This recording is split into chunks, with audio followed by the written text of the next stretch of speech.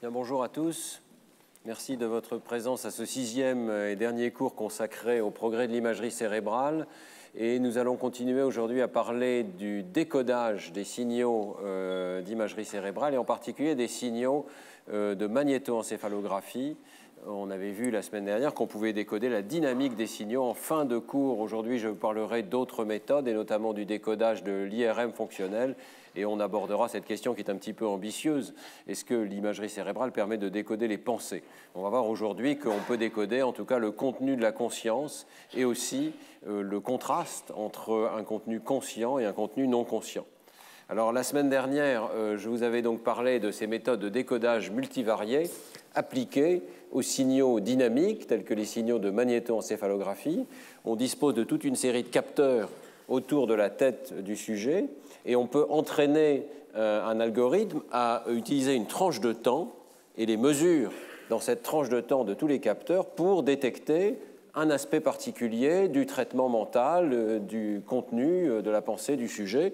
Par exemple, est-ce qu'il a vu un visage, est-ce qu'il a vu une maison? On peut décoder mieux que le niveau du hasard, qui serait ici de 1 chance sur 4 s'il y a 4 catégories d'objets, visage, maison, outils ou partie du corps. On peut donc décoder, on peut donc détecter à quel moment l'information devient disponible, devient explicite dans les signaux cérébraux. Et on avait vu qu'à différentes tranches de temps, différents décodeurs peuvent intervenir et que la matrice de généralisation à travers le temps fournit des informations extrêmement précieuses sur le déroulement temporel de l'activité cérébrale. Je vais y revenir aujourd'hui parce qu'on n'a pas eu le temps la semaine dernière de voir tous les exemples d'application de cette matrice de généralisation à travers le temps. Mais donc je vous rappelle que verticalement, on a chaque temps d'entraînement du décodeur, chaque tranche de temps qu'on utilise pour entraîner le décodeur. Et horizontalement, on donne au décodeur de nouvelles données. Donc c'est le temps de test du décodeur. Et on regarde si un décodeur qui a été entraîné, par exemple, à 200 millisecondes, généralise, est capable de trouver la même information plus tard ou plus tôt dans le temps. Et ça nous donne une information sur l'épaisseur, finalement, temporelle de l'activation, la durée de l'activité, le fait qu'elle revienne plus tard dans le temps. Par exemple, ici, on voit le décodeur qui décode très bien vers 180 millisecondes et puis qui revient, la même information revient plus tard dans le temps. Alors ça va nous être très utile pour comprendre la trajectoire temporelle de l'activité cérébrale. Je vous avais montré quelques exemples de ces trajectoires la semaine dernière. Et par exemple, qu'est-ce qui se passe quand on flash une information extrêmement brièvement, de sorte qu'elle puisse être non consciente? Si elle est suivie d'un masque, en dessous de 50 millisecondes, elle est la plupart du temps non consciente. Et on peut demander au sujet de trier les essais vus versus les essais pas vus. Et on avait vu des choses assez surprenantes. Il y a évidemment une augmentation de l'activité lors des essais vus. Il y a un embrasement, ce qu'on avait appelé ignition avec Jean-Pierre Changeux. Mais de façon peut-être surprenante, il y a une trajectoire dynamique d'activité cérébrale qui est non négligeable même lors des essais pas vus. Et c'est quelque chose qui est assez fréquent. Je vous avais montré que cette idée d'une trajectoire des essais pas vus qui est assez profonde dans le cerveau est validée par des enregistrements au niveau intracortical chez l'animal, des enregistrements multi-unitaires. On voit les décharges ici de neurones du cortex préfrontal. Et dans ce travail qui est publié dans Science il y a quelques mois, on voit bien que oui, il y a un embrasement pour les essais où l'animal va rapporter avoir vu le stimulus, mais il y a aussi une trajectoire non négligeable d'activité cérébrale dans les essais pas vus, où l'animal dit qu'il n'y avait pas de stimulus. Le stimulus contacte, y compris les neurones du cortex préfrontal, va profond dans le cerveau, et il y a une trajectoire qui s'écroule lentement, mais qui reste quand même soutenue pendant un temps non négligeable, ici quelques centaines de millisecondes. Alors on va revenir sur cette question donc, de la profondeur du traitement non conscient. C'est la question qui a été posée notamment dans la thèse de Jean-Rémy King et dans les travaux qu'il a menés ensuite en postdoctorat. À quel point est-ce que l'information non consciente peut persister à travers un long délai? Alors Jean-Rémy a utilisé une tâche qui est intéressante, qui consiste à demander à un sujet d'essayer de percevoir une grille, ici. Elle est masquée, de sorte qu'on dispose de très peu de temps pour traiter cette information, et parfois on ne la voit pas du tout. Et puis, il y a un long délai, et après ce délai, qui est de 800 millisecondes, ici on verra que dans d'autres expériences, on peut aller encore vers des délais plus longs, eh bien, on présente une deuxième grille, et on demande au sujet de décider si cette deuxième grille est inclinée à droite ou à gauche par rapport à la grille de départ. Il faut donc se souvenir de la grille de départ pour arriver à faire cette comparaison. Et enfin, on demande au sujet est-ce que vous avez vu ou pas, sur une échelle de 0 à 3, à quel point est-ce que le stimulus était visible ou pas, est-ce que vous l'avez vu ou pas. Alors, ce qu'on voit, d'abord, la première chose, c'est si on regarde au niveau des performances des sujets, c'est que les sujets sont capables de faire cette tâche, et de façon assez surprenante, ils restent capables de faire ce type de tâche, même dans les essais où ils disent n'avoir rien vu. Je n'ai rien vu, vous êtes forcé de répondre, monsieur. Eh bien, la personne répond, et elle réussit à 58%, alors que le niveau du hasard serait 50%. Voyez. Donc, ce type de performance à choix forcé, comme on l'appelle, on force le sujet à répondre, même s'il dit « je n'ai rien vu », nous montre qu'il y a quand même une petite information non consciente qui a été préservée au-delà d'un délai de 800 millisecondes ici. Et ceci est confirmé par les analyses de décodage. On enregistre les signaux mail, on décode une information très simple qui est est-ce qu'il y avait un stimulus ou est-ce qu'il n'y en avait pas. Il y a un certain nombre d'essais où la grille cible ici n'est tout simplement pas apparu, on a quelque part trompé le sujet, forcé à faire une tâche alors qu'il n'y avait pas de stimulus. On peut décoder la présence ou l'absence du stimulus. Vous voyez qu'on arrive à des niveaux de décodage extrêmement élevés. Vous voyez, les signaux MEG sont suffisamment sensibles pour détecter pratiquement à 100% s'il y avait ou pas un stimulus sur la base donc, des réponses relativement précoces, vers 200 millisecondes ici. Mais ce qui est frappant, c'est qu'il y a quand même une persistance de l'activité pendant un long temps. Alors bien sûr, dans les essais vus, on s'attend à ce qu'il y ait une telle persistance, mais dans les essais pas vus également, vous voyez qu'il y a une persistance de l'information sur la présence ou l'absence du stimulus. Et bien sûr, on s'attendait à cette persistance dans le cas conscient, parce que le sujet doit garder le signal en mémoire de travail, mais pourquoi y a-t-il une telle persistance dans le cas non conscient ? Alors ici, cette figure que je vais vous montrer, c'est vraiment le chef-d'œuvre de Jean-Rémy King, dans la mesure où en appliquant ces méthodes de décodage multivariées, on arrive à décoder en fait toute une série d'informations distinctes, dans les mêmes signaux, sur la nature et le traitement qui est appliqué au stimulus qui est présenté. Alors première chose, donc la présence, je viens de vous montrer, du stimulus, mais aussi le contraste du stimulus. On faisait varier le contraste, est-ce qu'il est plus ou moins visible ou pas, plus ou moins contrasté ou pas sur l'écran, et qu'on arrive à le décoder pendant une période relativement courte. La fréquence spatiale du stimulus, c'est-à-dire l'écart de la grille.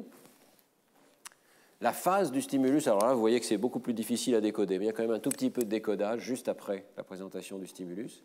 Et puis, bien sûr, l'angle du stimulus, qui est plus ou moins incliné, qui est l'objet de la tâche. Et vous voyez que ce qui est intéressant ici, c'est que seule l'information pertinente pour la tâche est maintenue à travers le temps. Donc il y a effectivement un accès, le sujet s'accroche à cette information pour la garder pendant les 800 millisecondes en question. Et puis au moment où on présente la cible numéro 2, celle qui sert de comparaison, vous voyez qu'on arrive à détecter également son angle. On arrive également à détecter la différence d'angle entre les deux stimuli, qui est l'objet de la réponse du sujet. Et on arrive à détecter la phase du stimulus, donc l'organisation particulière de la grille, plus ou moins décalée. Et enfin, la décision que prend le sujet, est-ce que c'est penché à droite ou est-ce que c'est penché à gauche. Donc vous voyez, ce qui est absolument extraordinaire là. Et finalement aussi la décision sur la visibilité, qui est la deuxième réponse que donne le sujet, vu ou pas vu, à la fin de cet intervalle.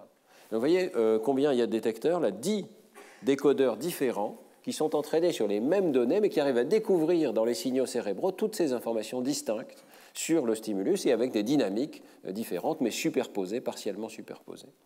Et donc il y a énormément d'informations finalement dans ces signaux MEG, essai par essai, on arrive à la retrouver, et ça nous donne aussi des indications sur ce qui se passe lors de l'accès à la conscience.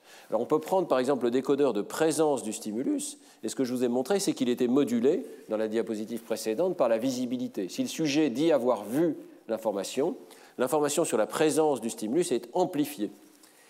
On peut voir aussi qu'elle est modulée par le contraste du stimulus. Donc on arrive mieux à décoder un stimulus lorsqu'il est de haut contraste. Ce qui est très intéressant, c'est que ces informations qui sont l'une subjective, l'autre objective, ont des cours temporels complètement différents. On observe l'effet objectif du stimulus dans les étapes précoces du traitement de l'information. Ce qui rentre dans la rétine est plus ou moins contrasté, ça va moduler l'activité cérébrale, mais cet effet objectif n'a qu'un temps relativement court et il est remplacé ensuite par un effet subjectif qui est est-ce que le sujet a vu ou pas vu le stimulus.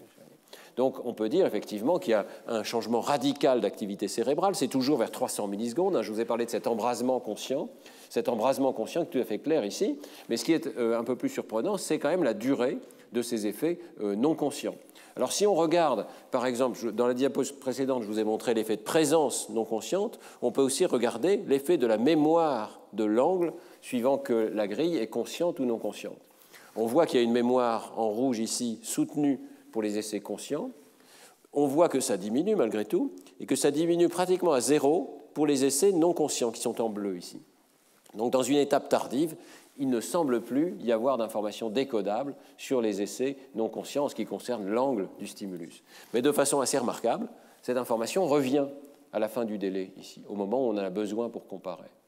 Donc il se passe des choses très curieuses. Il y a une dynamique avec activation, embrasement plus fort lors des essais conscients, mais quand même activité un peu soutenue lors des essais non conscients, et puis surtout la capacité d'une information qui n'était pas consciente de redevenir décodable dans les signaux cérébraux. Donc des informations dynamiques qui vont bien au-delà de ce qu'on soupçonnait au départ sur le traitement non conscient. Un traitement non conscient peut revenir plus tard dans le temps. Alors, Jean-Rémy analyse tout cela sous l'angle d'une trajectoire dynamique de décodage. C'est la fameuse matrice de décodage à travers le temps.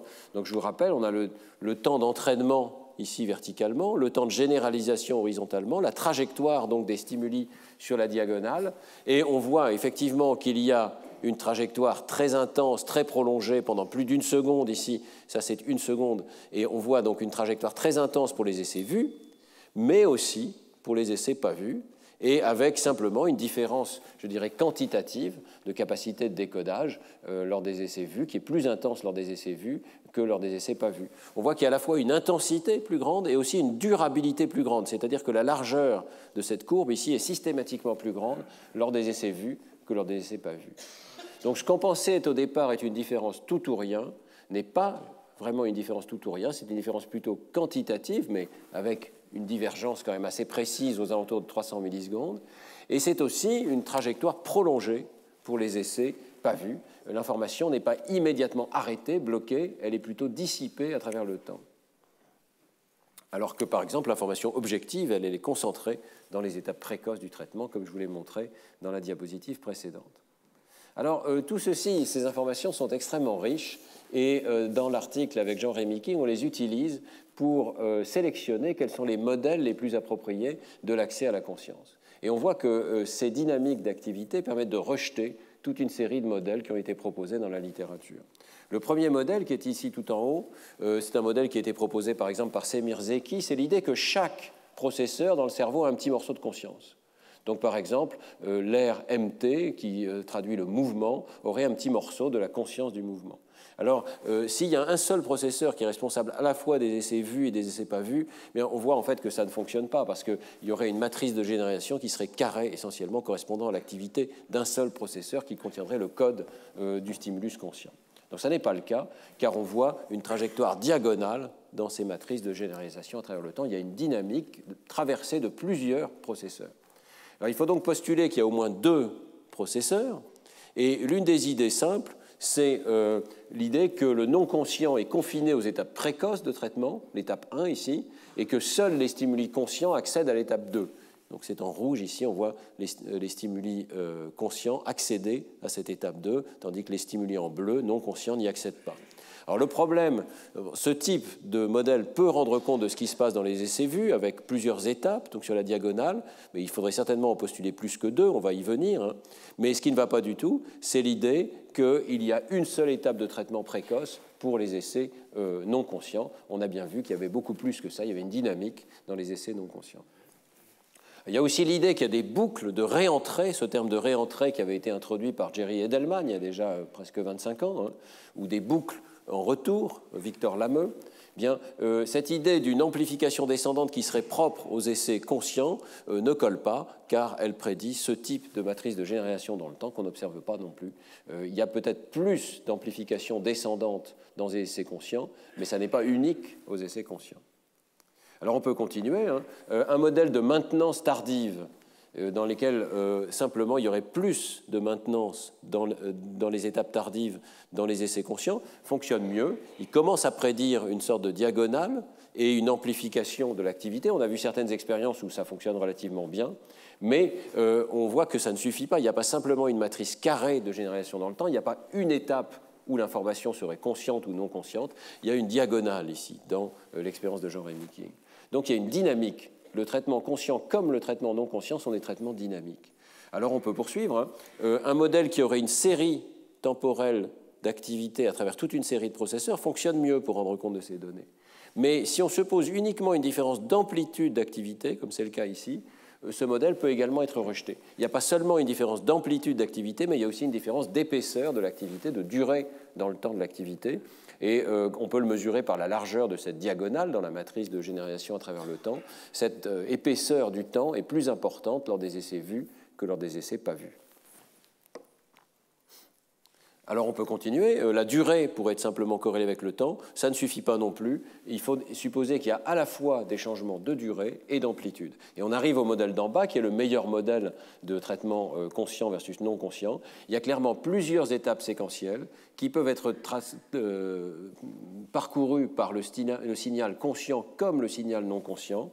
Il y a clairement une activité initiale qui est rapide, avec une diagonale étroite, et puis un accroissement de l'amplitude et de la durée des étapes tardives qui est attaché au traitement conscient de l'information. Ce qui est important de comprendre, c'est qu'on arrive donc à un modèle plutôt dynamique, avec une distinction donc, qui n'est plus vraiment tout ou rien, mais qui est plutôt celle d'une divergence dynamique entre deux états. Le tout ou rien n'est vrai qu'en première approximation. C'est un petit peu comme si on avait le modèle newtonien tout ou rien, qui est remplacé par un modèle plus détaillé des processus sous-jacents. Et surtout, cette idée qu'un stimulus non conscient peut passer pratiquement par les mêmes étapes de traitement qu'un stimulus conscient, en cascade, mais avec une sorte de perte progressive de l'information à travers toutes ces étapes, avec une amplitude et une durée moindre. Alors, cette idée de la prise de conscience comme une trajectoire dynamique, c'est une idée qui apparaît actuellement dans des travaux de nombreux laboratoires. Elle a été proposée récemment dans un article de revue de Moti Salti avec Sébastien Marty et Harel. Elle est proposée également dans un article empirique de Baria et collaborateurs qui montre clairement le même genre de trajectoire dynamique que ce que je viens de vous montrer avec des techniques différentes. Ici, ce sont les signes Meg qui sont reconstruits sous forme de leurs trois composantes principales et on voit les trajectoires à travers le temps dans cet espace des composantes principales de l'activité cérébrale. Alors vous voyez que les essais vus ont une trajectoire tout à fait particulière. Ici, que ce soit vu à droite ou vu à gauche, c'est-à-dire le sujet répond à droite ou à gauche, ils ont une trajectoire très différente des essais pas vus, mais les deux ont une trajectoire dynamique. Ce n'est pas comme si l'activité cérébrale s'arrêtait au bout d'un certain temps pour les essais pas vus, correspondant à ce que je viens de vous montrer. Les deux ont une trajectoire dynamique. Simplement, on peut mesurer cette trajectoire dynamique avec des paramètres comme la vitesse et aussi la distance de divergence entre les trajectoires. Donc ici, c'est la distance euclidienne entre les trajectoires vues et pas vues, et ici, c'est la vitesse de ces trajectoires. Et vous voyez que dans les deux cas, on arrive à quelque chose qui est à la fois quantitatif. Le quantitatif devient du qualitatif, si on veut. La trajectoire vue se traduit par une accélération soudaine, donc une vitesse qui augmente brutalement, qui se traduit par cet embrasement conscient, divergence vers un autre jeu de trajectoires, différent des trajectoires pas vues, avec donc une distance qui augmente rapidement, mais sans qu'on puisse dire que la trajectoire pas vue s'arrête brutalement. Donc il y a à la fois confirmation de la notion d'un embrasement rapide, une vitesse qui s'accélère, mais aussi cette idée supplémentaire d'un processus dynamique. Et la conclusion qui est peut-être la plus intéressante, et que je crois qu'on n'a pas fini d'intégrer dans nos modèles théoriques, c'est qu'il ne faut pas penser à l'accès à la conscience comme une seule étape, mais comme l'entrée dans une trajectoire dynamique, et à la fois les essais conscients et les essais non conscients ont des trajectoires dynamiques dans le cerveau. Il y a une sorte de mise à jour qui se produit de nos représentations mentales, et ce n'est pas une représentation mentale qui se met à jour, c'est toute une chaîne de représentations mentales qui se mettent à jour. Alors, on arrive à une question qui a également été posée dans la littérature, qui est vraiment intéressante, c'est est-ce que la mémoire de travail est uniquement associée à un traitement conscient, ou bien est-ce qu'il peut y avoir une mémoire de travail durable, sans conscience? Dans l'expérience de Jean-Rémy King, comme dans celle qu'on vient de voir, les trajectoires durent à peu près 1 seconde. On ne peut donc pas vraiment parler de mémoire de travail non consciente. Mais est-ce qu'il pourrait y avoir une mémoire à travers 3-4 secondes, résistant à des distracteurs, même en l'absence de conscience? Alors c'est la question qui a été posée dans la thèse de Darinka-Trubusek au laboratoire, qui était posée également par David Soto. Je ne vais pas pouvoir faire une revue de l'ensemble du domaine, hein, mais dans les expériences de la thèse de Darinka-Trubusek, on a essayé de décoder une information sur la position spatiale d'un stimulus et de voir si cette information résistait à travers un délai, vous voyez, qui maintenant, dans le temps ici, devient quand même considérable. Hein. On a un délai de 1 seconde 5 et encore un délai de 1 seconde 5. On peut aller donc jusqu'à des délais de 3 secondes ou plus ici, dans cette expérience, et suivre dans le temps ce qui se passe avec un stimulus qui est très bref, qui est ce petit flash de lumière ici, qui est en périphérie, le sujet fixe au milieu, et pendant 17 millisecondes, on va lui afficher une petite cible. Cette cible est masquée à nouveau, au bout de 34 millisecondes ici. Donc, dans un certain nombre d'essais, le sujet ne verra pas ce stimulus. Et on va titrer le contraste du masque de manière à ce que pour chaque sujet, il y ait un nombre non négligeable d'essais pas vus et qu'on soit à peu près au seuil de perception du sujet. Donc, dans cette tâche ici, pour revenir, le sujet essaye de voir cette cible, qui peut être n'importe où sur ce cercle. Il doit la retenir à travers le délai. Et, tâche supplémentaire, s'il voit apparaître une lettre ici, si la lettre indique G, il doit faire tourner la position spatiale vers la gauche, rotation mentale. Donc il va la faire tourner de 120 degrés pour arriver peut-être quelque part par ici. Et finalement, il va devoir rapporter la position finale et il le rapporte en donnant la lettre qui est située à cette position. Donc c'est la manière qu'on a trouvé de rapporter une position spatiale assez précise. Hein. Le sujet essaye de dire S, K, G, pour dire quelle est la position qu'il pense être la bonne réponse. Donc, il y a à la fois mémoire et mémoire de travail. La mémoire travaille parce qu'il faut tourner le stimulus mentalement. Ça peut être vers la gauche, vers la droite ou pas de rotation. Il y a 3 lettres possibles. C'est l'une des expériences qui a été faite par Darinka. Il y a eu d'autres informations, il y a eu d'autres expériences. Mais je vous présente tout de suite celle qui est la plus élaborée parce qu'il y a à la fois mémoire pendant un délai de 1 seconde et demie et puis rotation. Et ces travaux qui sont en cours de publication montrent très clairement que le sujet est capable de mémoriser une information, de lui appliquer une procédure de rotation mentale et de le faire mieux que le hasard, même dans les essais où il dit n'avoir pas vu le stimulus. Donc ce que vous voyez ici, c'est la performance du sujet, le pourcentage de réussite du sujet. La première courbe qui est facile à comprendre, c'est la courbe en rouge ici, c'est la courbe des essais vus. Vu sans rotation, le sujet rapporte très précisément la position de la cible qui était présentée. Vu avec rotation, on a aligné les essais tous vers moins 120 degrés. Ici, le sujet devait tourner de 120 degrés. Vous voyez que la dispersion est un petit peu plus grande. Le sujet a eu un petit peu plus de bruit dû à la rotation mentale, mais il arrive à tourner le stimulus, la position du stimulus. Ce qui est extraordinaire, ce sont les courbes en bleu. Ce sont les essais pas vus. Je vous avais dit, il y a beaucoup de blind sight, c'est-à-dire de vision aveugle dans cette tâche. Donc le sujet dit « je n'ai rien vu ». Et honnêtement, moi j'ai passé cette expérience, il y a un certain nombre d'essais, on dit « mais il n'y avait pas de stimulus ». D'ailleurs, on ne fait pas la distinction entre un stimulus qui est absent et un stimulus qui n'est pas vu dans cette tâche. On a vraiment l'impression de n'avoir rien vu du tout. Eh bien, on répond, quand on est forcé de répondre, on répond mieux que le hasard dans les essais sans rotation, après 3 secondes de délai. Hein. Et surtout, même dans les essais où on exige une rotation, eh bien, le sujet arrive à tourner le stimulus, même s'il n'a pas vu, et arrive à répondre mieux que le hasard avec un pic de réponse, vous voyez, à la bonne position ici. Donc il y a à la fois mémoire de travail à travers 3 secondes et capacité de manipuler une information en mémoire de travail pendant 3 secondes. Alors on a utilisé la MEG pour essayer de comprendre ce qui se passe. Avant de passer à la MEG, oui, quelques détails supplémentaires sur les autres expériences de Darinka-Trubusek. D'abord, elle a montré que cette mémoire est vraiment une mémoire de travail dans la mesure où elle résiste à la présentation de distracteurs qui sont présentés pendant le délai.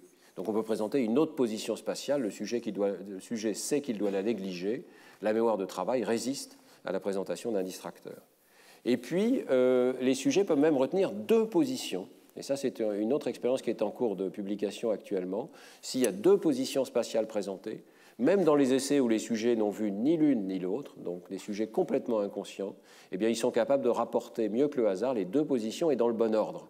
Donc il y a une mémoire de travail qui conserve l'ordre aussi bien que la position pour plusieurs items, on est allé jusqu'à 2 pour l'instant, de façon non consciente.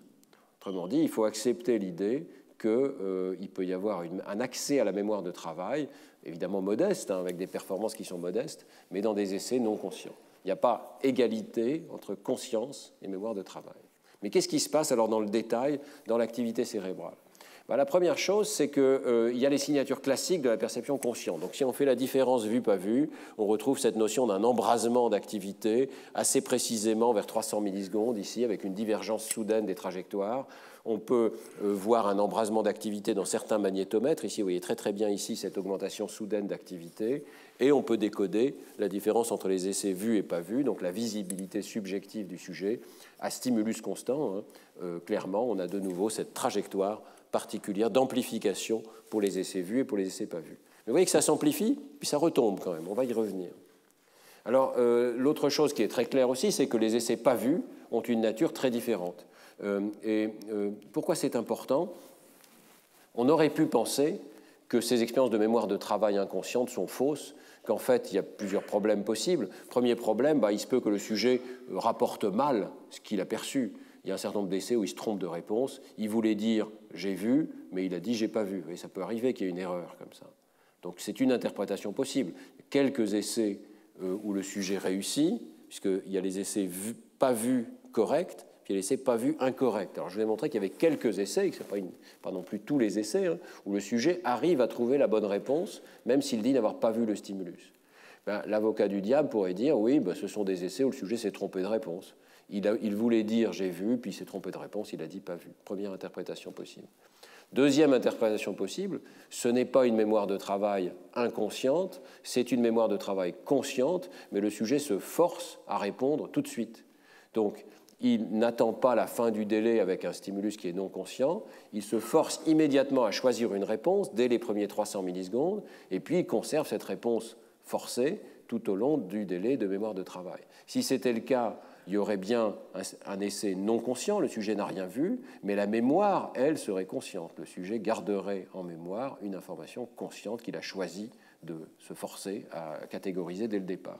Alors, ce que vous voyez ici, je ne vais pas rentrer dans le détail, mais c'est essentiellement une preuve qu'aucune de ces interprétations n'est correcte, que c'est vraiment une vraie perception et un vrai maintien en mémoire non conscient de l'information.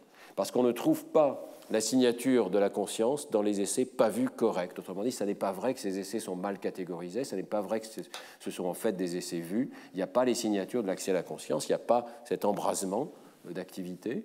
Et puis, il n'y a pas non plus donc, de maintien conscient d'une information. On ne trouve pas les signatures durables de la représentation consciente dans les essais pas vus corrects. Voilà.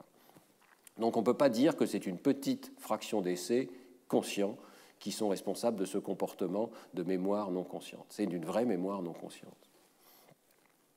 Alors, qu'est-ce qui se passe? Eh bien, le décodage nous révèle la trajectoire des informations conscientes et non conscientes dans cette tâche de mémoire de travail, et avec la rotation mentale. La première chose qu'on peut regarder, ce sont les essais vus. Alors, on voit l'information sur la position de la cible. Cette fois-ci, donc, on décode vraiment le contenu de la pensée, on peut dire de la personne, le contenu conscient, quelle position elle a en tête. On voit cette information de position monter soudainement. Et puis, alors de façon curieuse, même si le sujet doit le garder pendant le délai, vous voyez que ça redescend. Ça redescend presque à zéro. Et puis, ça remonte au moment où on présente l'indice qui dit au sujet, vous devez tourner vers la droite, vers la gauche, ou pas tourner du tout. Et puis, finalement, l'information sur la réponse que doit donner le sujet, qui est pratiquement orthogonale à la position, à cause de la rotation, remonte tout à la fin. Et vous voyez que ça n'est pas du tout la vision classique de la mémoire de travail. La vision classique de la mémoire de travail, ce serait des neurones qui conservent l'activité soutenue tout au long du délai. Et la semaine dernière, si vous étiez à l'exposé de Xiaojing Wang, il nous a présenté cette idée classique de Joachim Pfuster, Pat Goldman-Rakic, de neurones qui soutiennent leur activité tout au long du délai. Ce qu'on voit ici, chez l'homme, ce n'est pas ça. Ce sont des neurones qui ont une activité transitoire, qui redescendent pratiquement à zéro, et puis qui remontent ensuite lorsque l'information doit être manipulée, et puis qui remontent avec la bonne réponse à la fin du délai. Et alors, dans les essais non conscients, c'est un petit peu la même chose, mais encore plus prononcée. On a une information transitoire sur la cible qui est présentée, avec un signal qui est nettement plus faible, parce qu'il est non conscient, et qui redescend vraiment à zéro. Et puis, on a la montée de la réponse à la fin, et surtout, on voit apparaître un précurseur de la réponse. Alors, ce qu'on a indiqué ici, c'est le décodage de la position qui correspondrait au précurseur avant la rotation de la réponse du sujet.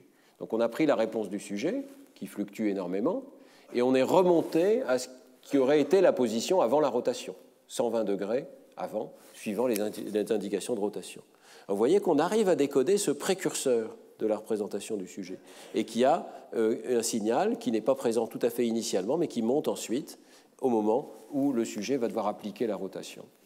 Alors, je vais vous passer un petit peu sur les détails, mais la conclusion à laquelle on est arrivé ici, c'est qu'il y a un processus conscient de rotation qui est appliqué à des informations initialement non conscientes.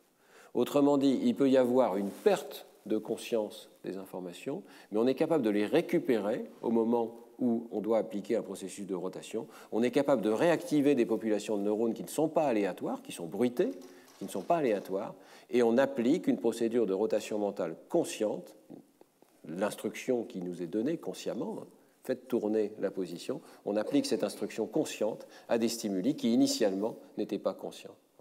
Il y a donc une sorte d'aller-retour de ping-pong permanent entre une information qui peut être consciente au départ, puis on le voit qui disparaît, puis qui redevient active, puis qui est transformée. Qu'est-ce qui se passe là? Quel est le bon modèle de ce type de transformation? Eh bien, Xiaojing Wang en a parlé un petit peu la semaine dernière. Il y a une hypothèse assez précise là-dessus, qui est l'hypothèse de la mémoire de travail silencieuse, et l'idée que même une mémoire de travail n'a pas besoin d'être tout le temps active, mais qu'elle peut parfois disparaître de l'activité neuronale elle-même, puis réapparaître dans l'activité neuronale. Et le travail initial qui a proposé cette idée, c'est celui de Mongilo, Barak et Misha Tsodix, qui est un théoricien au Weizmann Institute en Israël, qui a fait cette proposition donc d'une mémoire de travail qui est synaptique et qui n'est plus seulement dans l'activité des neurones. C'est une idée extrêmement intéressante, je pense qu'il y a une bonne chance d'être vraie ici, et qui rend compte en grand détail de ce qu'on a pu observer, et également d'autres observations. Alors, quelle est l'idée exactement? Première idée, tout à fait banale, chaque contenu de mémoire est codé par une assemblée de neurones. Assemblée de neurones qui, au départ, est active. Donc, la position, par exemple, d'un stimulus va être codée par l'assemblée, disons, en rose ici. Voilà. Deuxième idée, ces assemblées n'ont pas besoin d'être activées tout au long d'un délai. Et c'est là qu'on change radicalement la perspective sur la mémoire de travail. La mémoire de travail n'a pas besoin d'être active tout le temps du délai. La mémoire peut se maintenir dans des changements d'efficacité synaptique, qui sont cette variable U ici, qui est portée. Alors, je ne vais pas rentrer dans le détail des équations. Vous pouvez aller voir les équations si ça vous intéresse dans le papier de Mongilo. Mais l'idée, c'est qu'il y a une activité initiale des neurones et ensuite, je dirais presque comme d'habitude dans les situations d'apprentissage, une modification synaptique qui permet de mémoriser temporairement cette activité. La différence avec la mémoire à long terme, c'est que ces modifications synaptiques vont être à très court terme. Donc, on voit ces synapses ici qui relient les neurones appropriés entre eux, qui vont monter, et puis ensuite qui vont redescendre à l'échelle de quelques secondes ou quelques dizaines de secondes. Mais pendant que ces synapses sont maintenues, l'activité neuronale, elle, peut disparaître. Et il y a une variable d'adaptation neuronale, X ici, qui fait que l'activité neuronale va pouvoir disparaître. Et puis elle va réapparaître spontanément à différents moments. Alors si on simule les équations de ce modèle, on voit quelque chose de ce genre-là. Activation initiale très forte, soutenue de l'assemblée de neurones qui code pour la mémoire, disparition de cette activité, parce qu'il y a habituation ici, et donc cette variable X qui descend interrompt l'activité des neurones. Mais, vous voyez la variable en bleu ici, c'est la variable U, c'est la conservation dans la mémoire synaptique de la mémoire de travail, et réactivation spontanée pendant le délai, mais à des moments très brefs, de l'assemblée de neurones correspondante qui va venir rafraîchir la mémoire synaptique. Donc si vous regardez la courbe rouge ici, il y a un rafraîchissement vers le bas de la mémoire synaptique à chaque fois qu'il y a réactivation spontanée de ces assemblées. Alors voilà un modèle beaucoup plus réaliste, je pense, de ce qui se passe dans notre mémoire de travail. Nous n'avons pas du tout besoin d'avoir une activité soutenue, permanente. Nous pouvons avoir une activité brève, qui revient à un certain moment quasi périodique dans le temps et qui correspond à ce qu'on appelle la répétition en mémoire de travail. Si vous vous souvenez d'un numéro de téléphone, vous n'avez pas besoin d'avoir le numéro de téléphone qui occupe en permanence tout votre esprit. Vous pouvez de temps en temps penser à autre chose, mais vous avez besoin de vous répéter le numéro de téléphone en mémoire. Et c'est le modèle qui a été proposé dès le départ par Baddeley, qui est un psychologue, qui a dit oui, la mémoire de travail implique un processus de rafraîchissement. Eh bien ici, on voit ce processus de rafraîchissement à l'œuvre de façon spontanée, périodique, qui va rafraîchir une mémoire qui est en fait synaptique. Mais dans ces intervalles de temps où les neurones ne déchargent pas, il n'y a pas de représentation active de l'information, il y a une représentation passive dans les modifications synaptiques. Et il peut y avoir même récupération en mémoire d'une mémoire dormante. Donc les neurones cessent de décharger ici à la fin, ou ici, voilà. Dans différents paramètres du modèle, il peut y avoir des neurones qui cessent complètement de décharger. Alors, la mémoire synaptique s'écroule en l'espace de quelques secondes, hein, mais tant qu'elle n'est pas complètement écroulée, si on stimule à ce moment-là, donc la mémoire synaptique est en bleu ici, voyez. La mémoire synaptique s'écroule, on stimule avec un pulse complètement non spécifique d'activité et le système spontanément va restaurer l'état d'activité approprié correspondant à la mémoire qui était enregistrée. Donc ça correspond assez bien à ce qui se passe dans les essais non conscients. On n'a plus du tout conscience de l'information, il n'y a plus d'information visible dans l'activité elle-même des neurones, mais on est encore capable de retrouver cette information en se forçant en quelque sorte, en envoyant un pulse non spécifique d'activité pour interroger la représentation neuronale dormante, et elle va restaurer l'information, au moins de façon statistique. Donc, nous pensons que c'est exactement ce qui se passe dans les essais non conscients. Les essais non conscients ont pénétré, on l'a vu, dans le cortex préfrontal. Ils ont activé une représentation modeste, pas très forte, mais sans doute suffisante pour avoir créé ces modifications d'efficacité synaptique. Et ensuite, ces modifications d'efficacité synaptique retombent tout doucement, donc elles sont encore là au bout de quelques secondes. On peut forcer le système à récupérer l'information, et c'est ce qu'on a vu dans les deux expériences précédentes, un système qui retrouve l'information qui était dormante. Voilà. Donc je voulais vous parler de ce modèle de mémoire de travail silencieuse parce que je pense que c'est un changement très important dans, disons, l'éventail, le répertoire de processus neuronaux dont nous disposons pour des explications psychologiques. Il est tout à fait possible à une mémoire de ne pas occuper en permanence l'espace de travail, mais de revenir au moment où on en a besoin, d'être rafraîchie au moment où on en a besoin, mais de rester dormante dans les poids synaptiques. Et cette vision de la mémoire de travail place la mémoire de travail sur un continuum, en fait, de mémoire. On pense que la mémoire à long terme implique des modifications de long terme des poids synaptiques. Eh bien, selon ce modèle, il pourrait aussi y avoir des modifications de court terme des poids synaptiques pendant quelques secondes qui nous permettent de garder une information en mémoire. Et sans doute y a-t-il tout un continuum de neurones avec des propriétés dynamiques différentes qui gardent l'information pendant quelques secondes, quelques dizaines de secondes, quelques minutes, etc.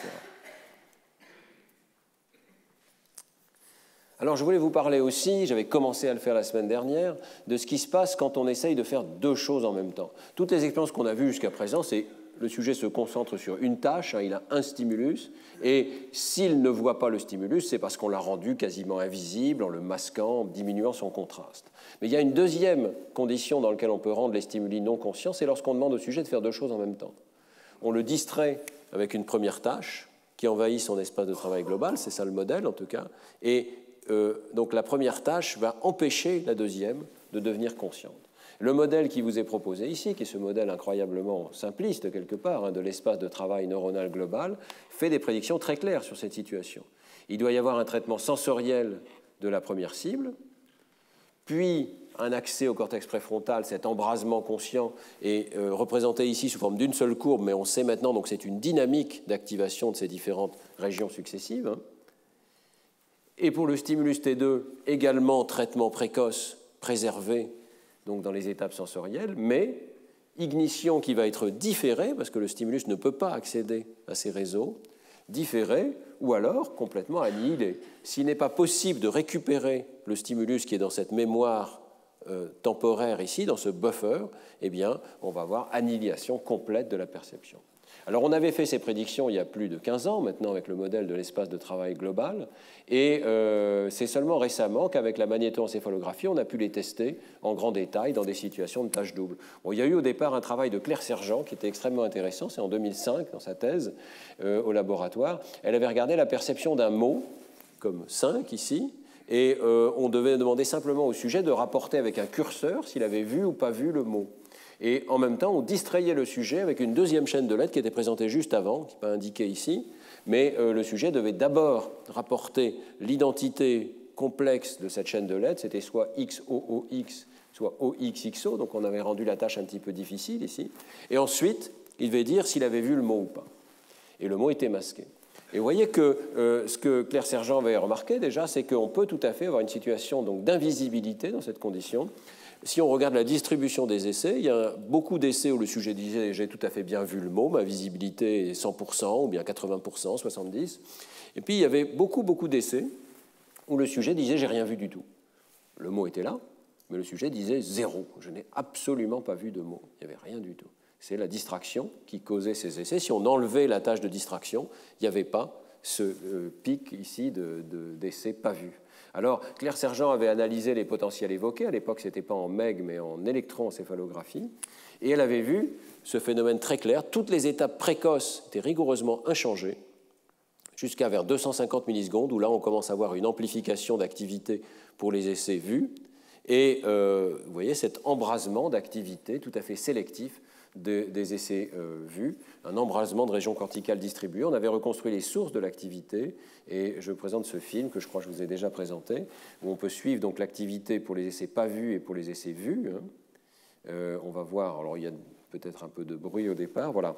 Si j'arrête le film ici vers 124 millisecondes, vous voyez qu'on est dans l'entrée du stimulus dans les aires occipitales, au-delà déjà de V1, mais dans les aires, disons, extrastriées. Et vous voyez qu'il y a pratiquement exactement la même activité dans les essais vus et dans les essais pas vus. Et puis on continue le film, et si je l'arrête vers... Hop, excusez-moi, voilà, c'est raté. Merci, PowerPoint. On va essayer de l'arrêter au bon endroit. Voilà, là, vers 170 millisecondes, on a vraiment le pic de l'activité évoquée par des stimuli conscients et non conscients qui est identique, vous voyez. Il y a déjà eu canalisation de l'information vers l'hémisphère gauche, hein, c'est un mot, l'aire de la forme visuelle des mots est activée, pratiquement pas de différence entre les essais vus et pas vus. Et si maintenant je reprends le film, vous allez voir cette divergence, absolument remarquable. Les essais vus commencent à s'amplifier considérablement. Oh, décidément, c'est pas pratique du tout. Je vais essayer de... Voilà, je vais le faire comme ça. Vous voyez qu'ici, l'activité a envahi des régions beaucoup plus grandes. L'activité est à peine détectable à ce moment particulier dans les essais pas vus. On a accès au cortex frontal inférieur gauche, ici de façon très nette pour le mot. Et ce n'est pas que l'activité va disparaître complètement pour les essais pas vus. Vous voyez qu'elle se prolonge. Il peut y avoir une N400 évoquée par des stimuli pas vus, mais l'activité est en quelque sorte confinée dans les régions temporales, occipito-temporales, en particulier l'hémisphère gauche ici, et ne va pas accéder à cet espace de travail plus intense associé au cortex frontal. Alors c'est ce qu'on savait faire en 2005, avec la reconstruction de sources qui est approximative ici de l'EEG. On a pu aller beaucoup plus loin dans les travaux de Sébastien Marty au laboratoire avec la MEG et regarder la dynamique des trajectoires corticales pendant les tâches doubles. On a donc, je ne vais pas rentrer dans le détail, mais cette fois-ci, on avait une tâche cross-modale, ce qui est peut-être intéressant quand même. D'abord, juger la hauteur d'un son, dire s'il est aigu ou grave, et puis ensuite détecter une lettre qui est présentée dans un faisceau de lettres successives, ici présentées à un rythme très rapide, et la question c'est est-ce qu'il y avait un Y ou un Z parmi ces lettres. Donc Y et Z sont les cibles possibles. Voilà. Alors lorsque vous êtes distrait par le son, eh bien, il y a un certain nombre d'essais où vous ratez le stimulus. La nouveauté ici, c'est qu'on demandait au sujet de répondre immédiatement. Dans les paradigmes classiques, on attend la fin de l'essai, puis on demande au sujet est-ce que vous avez vu ou pas, qu'est-ce que vous avez vu. Ici, on demandait simplement de répondre immédiatement à T1 et à T2. Et ça nous a permis de voir des phénomènes qui n'étaient pas vus simultanément auparavant, des phénomènes qui sont appelés en psychologie la période psychologique réfractaire et le clignement de l'attention. Alors c'est assez facile à comprendre, hein. Il y a deux sortes d'essais. Il y a les essais où le sujet répond à T1, le son, et puis il répond à T2, la lettre. Vous voyez que la réponse à T1 est rigoureusement inchangée. Le sujet fait sa tâche sur la hauteur du son, quel que soit le délai avec la lettre qui va apparaître ensuite. Donc il se concentre bien sur la première tâche. Et par contre, vous voyez que la deuxième tâche est considérablement ralentie en fonction de la proximité avec la première. Si les deux tâches se succèdent à un temps très rapide, de l'ordre de 100 ou 200 millisecondes, il y a un énorme ralentissement de la seconde tâche. Donc ça, c'est ce qu'on appelle la période psychologique réfractaire. Vous ne pouvez pas faire deux choses en même temps. Si vous faites la première tâche, la deuxième est ralentie dans un délai court. Mais la deuxième chose que vous voyez ici, c'est le pourcentage de réponse correcte. Alors la première tâche est réalisée convenablement, mais regardez la deuxième tâche. Il y a un effondrement total des performances dans les délais courts. Voilà. Et on approche de presque 50% ici. Ce que ça veut dire, c'est qu'il y a un certain nombre d'essais où le sujet manque complètement la lettre Y ou Z qu'il est pourtant censé rechercher. Il la rate. C'est ce qu'on appelle le clignement attentionnel, the attentional blink en anglais. C'est comme si on clignait des yeux, mais on ne cligne pas des yeux, on peut le vérifier d'ailleurs. Le sujet voit les stimuli, mais il ne les reconnaît pas consciemment, il ne détecte pas que la cible est présente. Donc on a à la fois dans les mêmes essais soit manqué totalement, soit délai considérable du traitement d'une tâche double.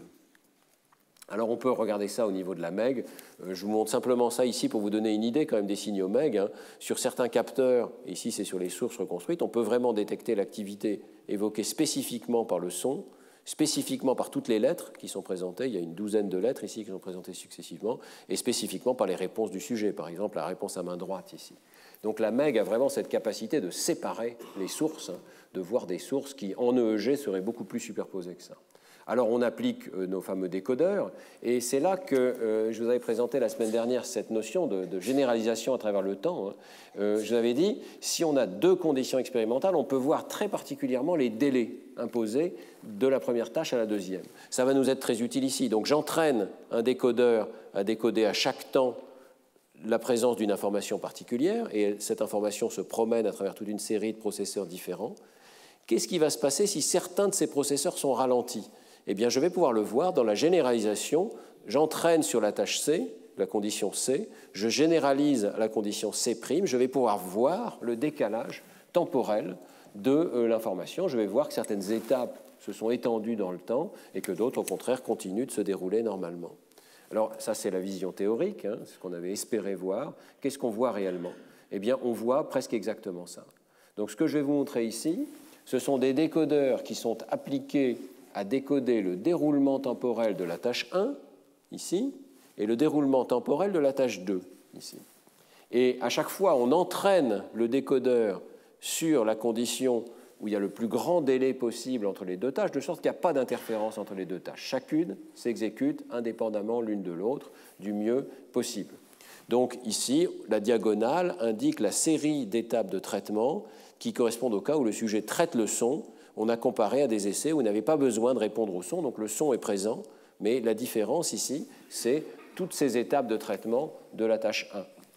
Décider, répondre, etc. Évidemment, c'est sur la diagonale. La question, c'est qu'est-ce qui se passe aux autres délais? Vous voyez qu'en fait, on généralise presque parfaitement aux autres délais, donc on est capable de voir dans des conditions où il y a un deuxième stimulus qui essaye de vous distraire, hein, la lettre qui va apparaître à délai 4, 2 ou 1, ça veut dire essentiellement 400 millisecondes, 200 millisecondes ou 100 millisecondes, on voit que la tâche 1 continue de se dérouler quasiment normalement. Si quelque chose, il y a même accélération. Vous voyez qu'il y a un léger décalage vers la gauche ici. Ça veut dire que les étapes qui se situaient vers 500 millisecondes auparavant se déroulent maintenant un tout petit peu plus tôt. Voyez. Donc, une sorte d'accélération très légère du traitement de la première tâche. Pour la deuxième tâche, c'est complètement différent. Et regardez ce qui se passe. J'ai entraîné un décodeur à dire le sujet est en train de traiter la lettre cible ou bien une autre lettre est présentée. Au délai long, donc le sujet réalise cette tâche normalement. Il y a des étapes précoces puis des étapes tardives ici, plus épaisses. Qu'est-ce qui se passe quand cette tâche entre en collision avec une autre tâche?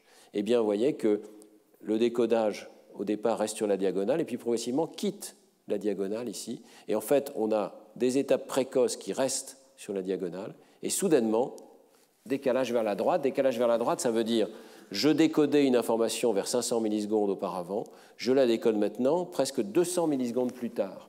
Elle a été décalée et diluée dans le temps. Je peux retrouver les étapes de traitement de la tâche 2, mais elles ont été décalées dans le temps par la présence à un délai très court de la tâche 1. Et alors ce qui est intéressant aussi, c'est qu'est-ce qui se passe dans les essais où le sujet ne répond pas à la tâche 2. Donc il ne voit pas qu'il y a la lettre Y ou Z alors qu'elle est présente. Eh bien, on a les étapes précoces de traitement, tout petit peu, mais on n'a plus du tout les étapes tardives ici. Tout a disparu. Donc, l'information n'a pas accédé à ces étapes tardives de traitement ici. Alors, on peut le voir de différentes manières. Je vous avais montré la semaine dernière qu'on pouvait prendre des tranches de temps ici.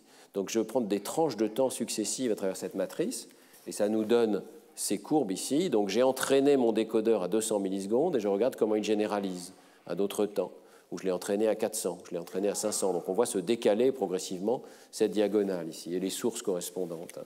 Et ce qu'on voit essentiellement, c'est que pratiquement il n'y a pas de changement de traitement de l'information, quel que soit le délai avec la tâche 2. Autrement dit, quand vous prioritisez une première tâche, la tâche 1, eh bien elle se déroule strictement normalement, quasi normalement. Il y a un tout petit peu de compression, vous voyez ici, de la partie tardive de l'activité. Le début est inchangé, mais la fin est accélérée. Donc, quelque part, la tâche 2 interfère un tout petit peu, mais plutôt dans le sens d'accélérer le traitement de l'information, parce qu'on sait qu'on a un deuxième stimulus à traiter. Si T2 n'est pas détecté, donc c'est la courbe en noir ici, les essais pas vus, eh bien, vous voyez que c'est exactement comme s'il n'y avait pas de T2 du tout, ou si T2 était présenté beaucoup plus tard dans le temps. Donc la tâche 1, à ce moment-là, se déroule avec toute l'ampleur habituelle. Donc il y a quelque chose dans la présentation de T2 qui accélère un tout petit peu le traitement de T1. Si on regarde maintenant l'exécution de la tâche 2, donc ça c'est le décodeur de la tâche 2, et que c'est complètement différent. Il y a une énorme influence du délai entre les deux tâches. Donc à tâche lente, à délai long, pardon, c'est la courbe en jaune ici. Vous voyez le déroulement normal du traitement de l'information. Toutes les autres courbes, c'est le déroulement avec interférence d'une autre tâche. Alors, première chose, c'est les traitements précoces sont complètement inchangés, jusqu'à pratiquement 200 millisecondes. Vous voyez qu'on a pratiquement la même activité, y compris lors des essais pas vus. C'est intéressant parce que ça veut dire qu'on est capable d'amplifier inconsciemment une lettre cible. Le sujet, quelque part, il n'a pas vu le Y, mais son cerveau a quand même réalisé une opération supplémentaire pour le Y qu'il devait détecter par rapport aux autres lettres. Il y a eu quelque chose qui s'est passé. Mais cette information a été perdue, et vous voyez que vers 300-400 millisecondes, pratiquement, il y a très peu d'activité, il n'y a pas zéro, mais enfin il y a très très peu d'activité pour les stimuli qui ne sont pas détectés par le sujet. L'information meurt, elle n'est pas accédée consciemment. Si elle est accédée consciemment, ce sont les courbes en couleur ici, vous voyez qu'elle est extraordinairement diluée dans le temps. Au lieu d'être un pic extrêmement étroit, ici elle est diluée dans le temps et elle est retardée. Et les étapes tardives sont purement et simplement différées dans le temps, avec encore un petit peu cet effet de dilution ici. Donc on voit bien, on est capable de suivre exactement à quel moment la première tâche a interféré avec le déroulement de la seconde. Il y a une collision mentale qui s'est produite dans la tête du sujet. Et j'aime bien ce diagramme ici qui présente une sorte de radiographie complète de ce qui se passe dans les tâches doubles. Si on commence ici en haut à gauche, ce sont deux tâches. Donc on a le décodeur pour la tâche auditive, le décodeur pour la tâche visuelle. Et lorsqu'ils sont à des délais suffisants, ici 900 millisecondes, vous voyez que les deux peuvent se dérouler normalement, l'un après l'autre, sans interférence. Maintenant, je les rapproche progressivement, et vous voyez qu'on commence à voir des effets de répulsion vers la gauche pour la tache bleue et vers la droite pour la tache rouge. La tache bleue bouge peu, mais la tache rouge bouge beaucoup. La tache bleue reste à peu près sur sa diagonale. La tache rouge, les étapes initiales sont traitées normalement. Il y a recouvrement, d'ailleurs, de ces étapes. Donc, il peut y avoir deux traitement simultané, parce qu'on n'est pas dans l'espace de travail, on est dans des processeurs périphériques, donc il peut y avoir traitement auditif en bleu et traitement visuel en rouge simultané, mais d'un seul coup, vers 350 millisecondes, boum, vous avez un ralentissement soudain des étapes tardives de la tâche 2 quand elle rentre en collision avec la tâche 1. Et vous voyez qu'il n'y a pratiquement pas de recouvrement. C'est vraiment la tâche 1 qui repousse vers la droite la tâche 2. C'est pratiquement comme un jeu de billard. Il y a un espace de travail central dans lequel les opérations sont sérielles. Et si on fait l'une, on ne fait pas l'autre. On est obligé d'attendre que la première soit finie pour faire la seconde. Ça n'est pas le cas en périphérie. Le cerveau est composé de processeurs parallèles pour l'audition et la vision. Mais au niveau central, au niveau tardif, il y a une collision qui se produit. Alors, il y a des conséquences théoriques de ces résultats, et le décodage est vraiment très précieux dans ce domaine. Le modèle initial que je vous avais proposé, l'espace de travail neuronal global, est en fait une version d'un modèle psychologique qui avait été proposé par Pachler, qui suppose vraiment qu'il y a un goulot d'étranglement. Donc, si on fait passer en premier la cible 1, c'est comme un passage à niveau, la cible 2 doit attendre, et elle doit attendre que le passage soit libre pour être traité. Il y avait un modèle alternatif qui a été proposé par Tombu et Jolicoeur qui suppose qu'il y a un partage des ressources centrales. Alors l'idée, c'est qu'on peut plus ou moins traiter les deux choses en même temps, mais plus on priorise l'une, moins on priorise l'autre. Il y aurait partage des ressources.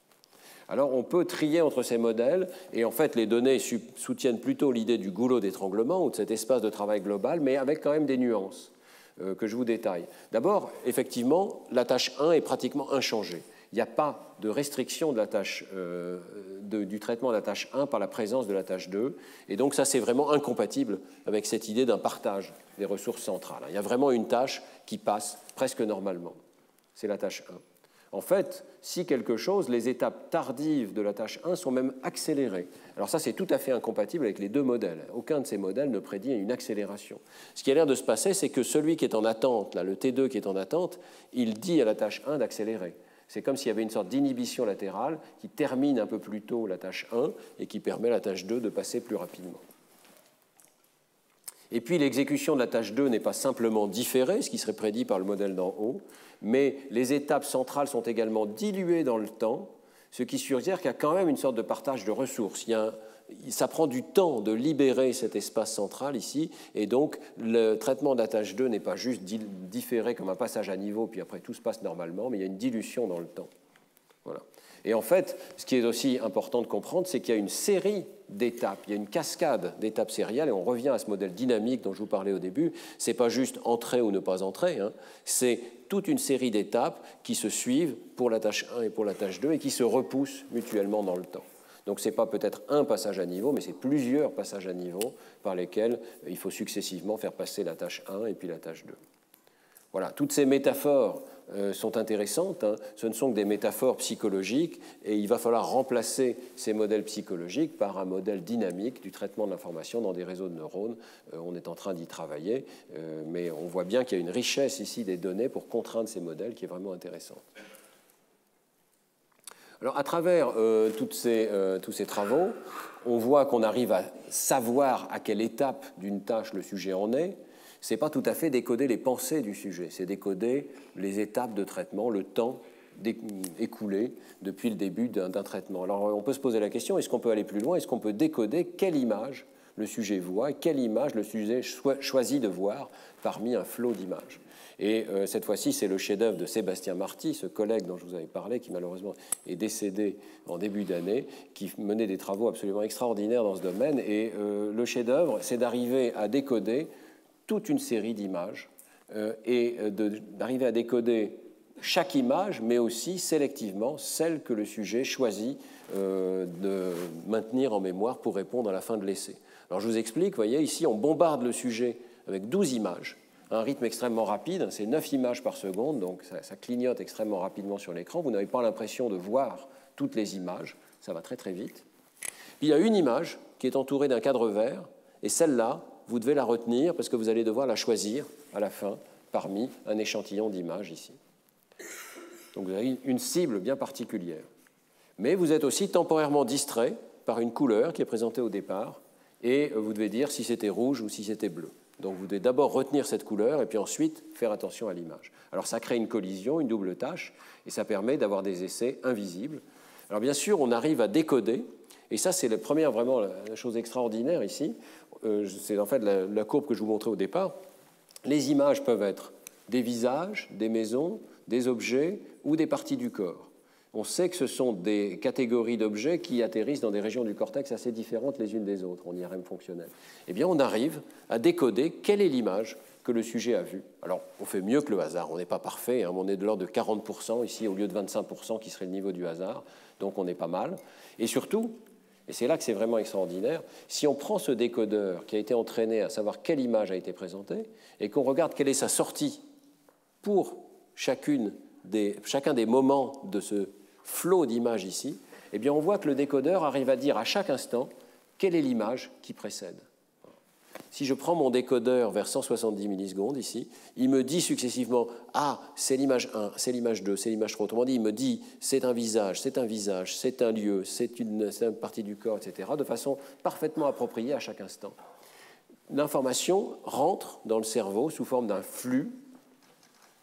On peut dire un pipeline, on utilise ce terme aussi parfois en anglais. Toutes les images rentrent et sont traitées dans le pipeline successif. Et il y a autre chose qui est extraordinaire, c'est qu'il y a plusieurs décodeurs ici. Le décodeur qui est vers 250 millisecondes ici, il décode l'identité de l'image, mais si je prends une tranche verticale de temps, vous voyez que pour un temps donné, ce sont les mêmes mesures cérébrales. Une partie de ces mesures permet de décoder l'image n, une autre partie de ces mesures permet de décoder l'image n-1, voire l'image n-2. Autrement dit, dans le même cerveau du sujet, au même instant, il y a toute cette pile d'images qui est en train de pénétrer à des profondeurs différentes. Il n'est pas encore atteint la même profondeur pour toutes ces images, et on est capable de les décoder. Alors on peut aller plus loin, et on peut se demander comment est-ce qu'on va réussir à décoder l'image cible, c'est-à-dire celle qui est en vert ici, mieux que les autres images. Qu'est-ce qui se passe pour la cible? Comment le sujet fait pour sélectionner l'image cible? Et donc on va regarder le décodage pour l'image cible et pour les images qui ne sont pas des cibles. Alors la première chose que vous voyez, c'est que ça se ressemble énormément. Toutes les étapes initiales, à nouveau, sont identiques. Autrement dit, le traitement perceptif jusqu'à 200, 250 millisecondes est parfaitement inchangé. Mais il y a des différences dans les étapes tardives. Et on a vu deux différences. Le décodeur vers 370 millisecondes, ici, a une activité amplifiée et durable pour la cible. Et de la même manière, au même instant, le décodeur vers 170 millisecondes ici. Donc deux étapes de traitement qui sont amplifiées et rendues plus durables par le fait d'avoir choisi cette image comme cible. Alors, ce qui est très intéressant, c'est que ces deux étapes n'ont pas exactement le même profil, et on voit ici la sélection des informations se produire au départ de façon graduelle et ensuite de façon discrète, quasiment tout ou rien. Donc, si on regarde ce premier décodeur, ici, vers 170 millisecondes, il décode l'image cible, T, mais aussi les images T-1 et T-2. Il amplifie l'information sur ces images qui sont présentées juste avant, T-1 et T-2.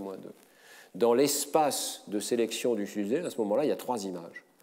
Ces images qui sont dans le pipeline, on a dit, qui sont présentes dans le cerveau, toutes les trois sont amplifiées.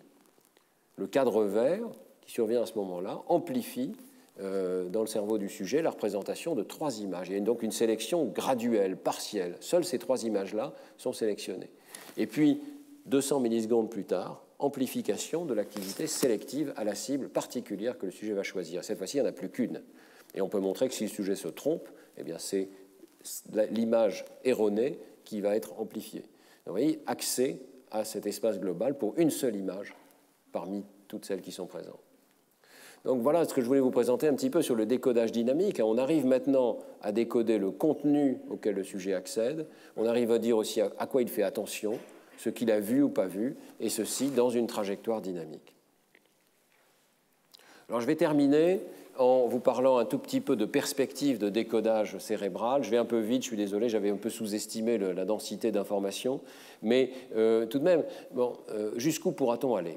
Alors, première chose, je vous ai montré des exemples où on sait à l'avance quelles sont les catégories d'images. Je vous ai présenté des exemples où on sait qu'il y a des visages, qu'il y a des maisons, qu'il y a des corps. Bon, c'est facile de ce point de vue-là, c'est plus facile en tout cas.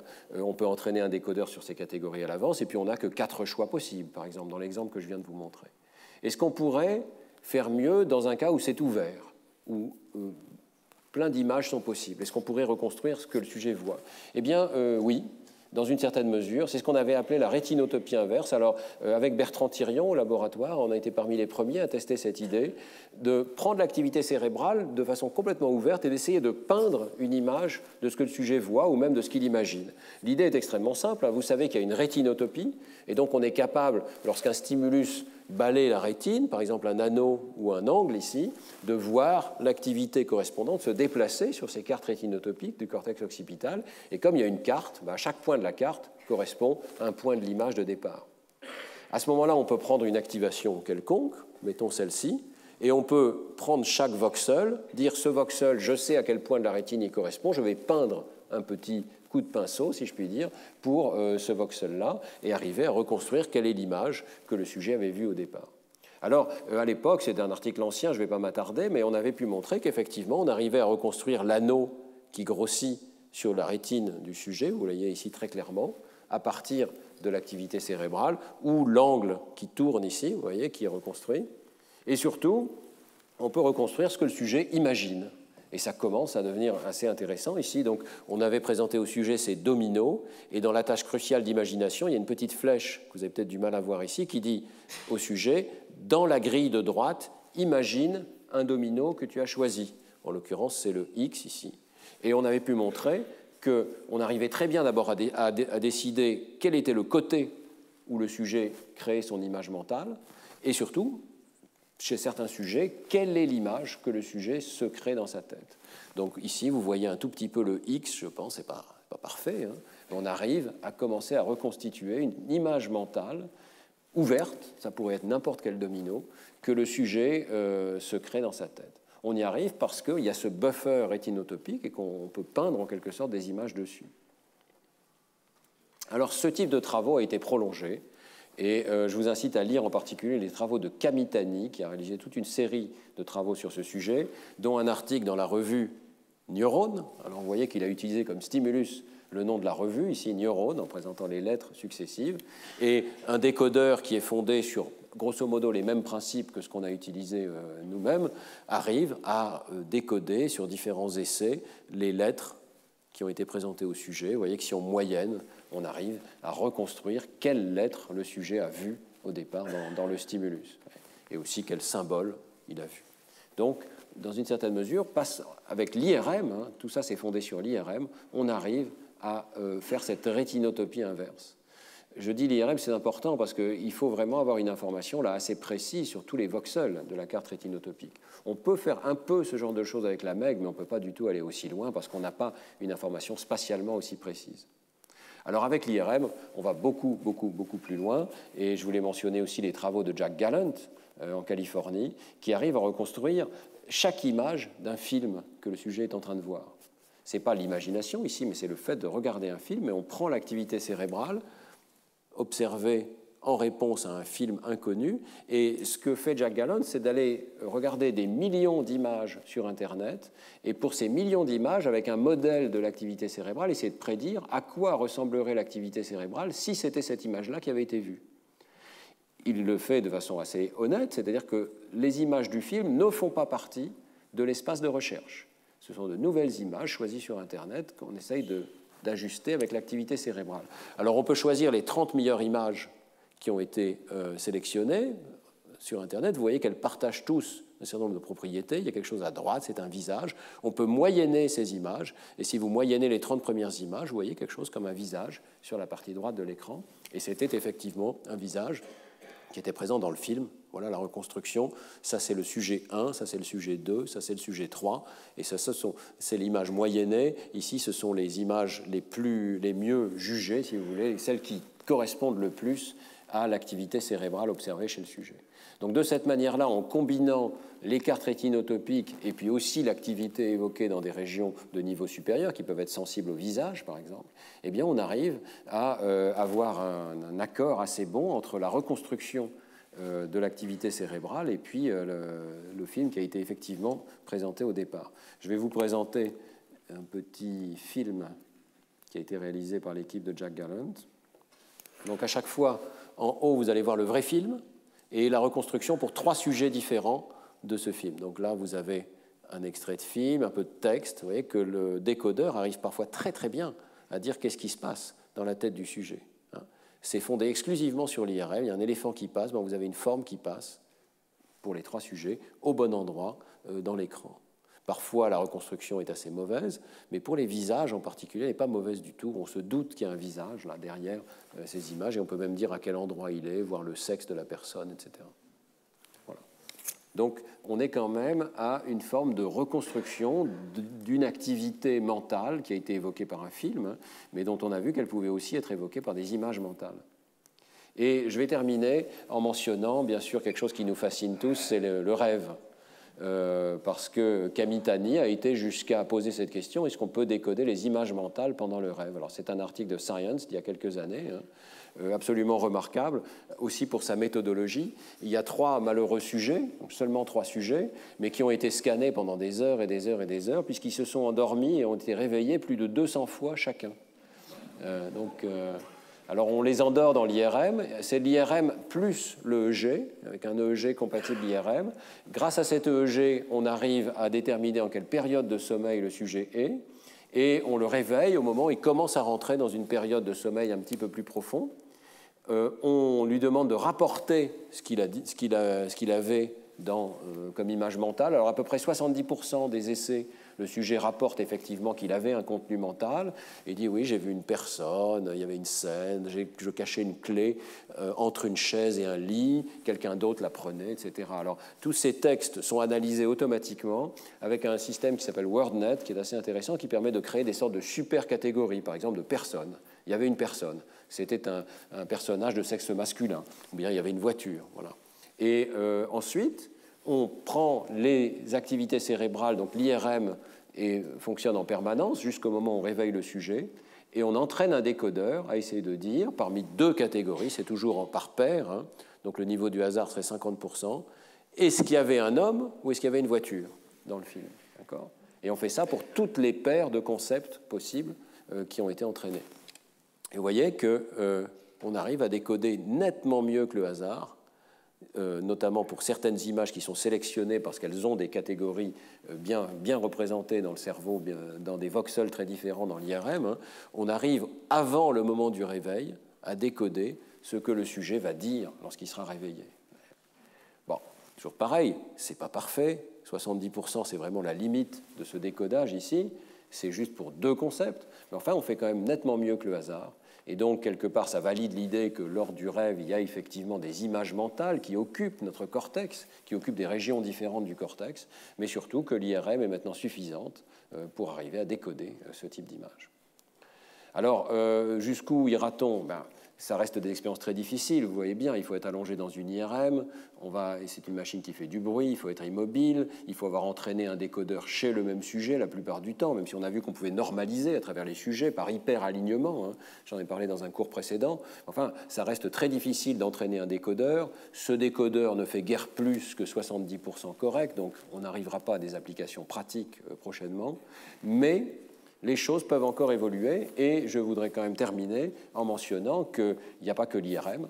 Dans un certain nombre de cas, et notamment des cas cliniques, on s'autorise maintenant à mettre des puces qui vont enregistrer l'activité neuronale. C'est pour des patients qui souffrent par exemple d'une tétraplégie, c'est absolument essentiel de pouvoir restaurer une forme de communication avec l'extérieur par le biais de la motricité, d'arriver à attraper des objets, d'utiliser un bras robot. Et donc il y a énormément de recherches dans cette direction. Et lorsqu'on n'est plus avec l'imagerie cérébrale, mais avec directement un enregistrement de l'activité neuronale, eh bien on peut faire beaucoup, beaucoup mieux. Et je vais terminer là-dessus. Vous avez ici donc un patient tétraplégique de 32 ans qui était publié dans l'équipe de Richard Andersen en 2015 dans Science. Le patient tétraplégique a été implanté avec 2 puces, chacune avec 100 microélectrodes. Les puces ont été implantées soigneusement pour correspondre aux régions qui répondent au mouvement du bras et de la main chez d'autres sujets. Et je crois qu'ici, on lui demandait d'imaginer les mouvements du bras et de la main. Et ensuite, on applique ces fameux algorithmes de décodage, mais cette fois-ci à l'activité neuronale elle-même. Et regardez, voilà donc un patient qui ne bouge pas, mais qui est capable de bouger un bras robot avec une précision et une dynamique qui est pratiquement parfaite. Hein. Regardez la vitesse avec laquelle ces mouvements se produisent en réponse à une cible. Vous voyez qu'on arrive vraiment à avoir une interface cerveau-machine pour ce qui est de la motricité. Hein. Et on peut éventuellement utiliser ces puces aussi pour donner un retour tactile à la personne. Donc il va y avoir des interfaces dans les deux sens, à la fois pour commander, mais aussi pour recevoir des informations. Et dernière diapositive, toujours du même travail ici, vous avez des neurones individuels qui sont enregistrés. Donc ça, c'est un neurone humain dont on voit le pattern particulier de décharge. Et ici, ils se sont amusés, si je puis dire, ils ont regardé si le patient arrivait à commander un neurone unique. Et donc, vous pouvez regarder ce film. Now silent. On demande à la personne d'éteindre le neurone, et le neurone ne décharge pas. Fire. Et le neurone se met à décharger. Silence. Fire. Fire. Silent. Fire. Voilà. Vous voyez que Silent. il n'est pas impossible à un patient d'apprendre à commander un neurone unique. Alors, ça va être une situation très intéressante parce que, d'une part, on arrive à décoder les signaux cérébraux. D'autre part, le patient lui-même peut s'ajuster au décodeur et peut avoir une activité mentale. Ici, il dit qu'il pense à faire tourner son épaule ou à toucher son nez. Et avec cette activité mentale, il peut aider le décodeur et éventuellement même commander un neurone unique. Donc, le décodeur va être facilité en quelque sorte dans la mesure où le patient lui-même a une activité mentale qui est extrêmement sélective. Donc, lorsqu'on pense que maintenant ces puces, il y a 200 électrodes qui sont capables chacune d'enregistrer peut-être un ou plusieurs neurones, eh bien, on voit bien qu'il y a un espace multidimensionnel très riche, à la fois dynamique et spatial, qui va pouvoir être décodé dans la tête du sujet. Et je pense que ça va conduire à des applications qui vont être extrêmement intéressantes. Alors, je vous avais montré cette gravure du XVIe siècle où on scannait quelqu'un et puis on sortait ses pensées. On voyait à quoi il pense. Bon, ce n'est pas tout à fait l'état actuel de nos connaissances, mais j'espère vous avoir montré qu'on commence à s'approcher d'une partie de cet idéal. Voilà. Merci beaucoup de votre attention.